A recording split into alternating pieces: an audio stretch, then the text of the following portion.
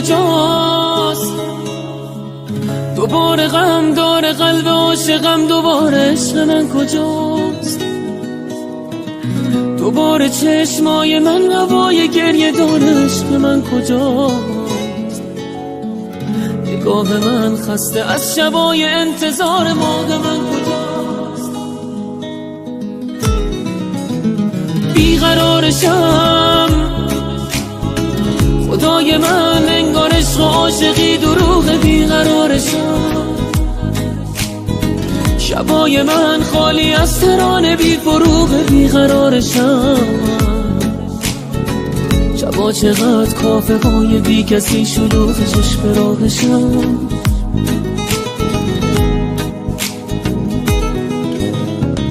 جدا شدن اشک آسمونو در میاره، جدا شدن حتی کوه و اسبا در میاره. همیشه یادش یه لحظه راحتم بذاره، همیشه دل دادن آخر خوشی نداره. عشق من کجاست؟ ماه من کجاست؟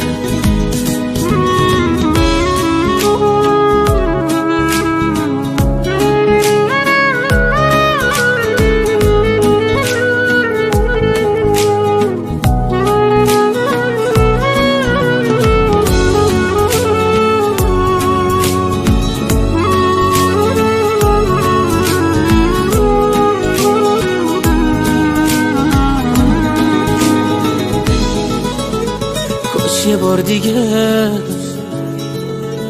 عزیز من عاشقونه روبروم بشینه باز با هم دیگه. نگاه نازش کسی به جز منو نبینه، کاش یه بار دیگه باز با هم دیگه. قلب من میگه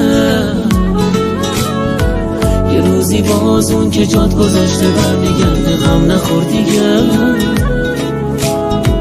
میاد و میبینه رفتنش باهات چه کرده. قلب من میگه غم نخور دیگه.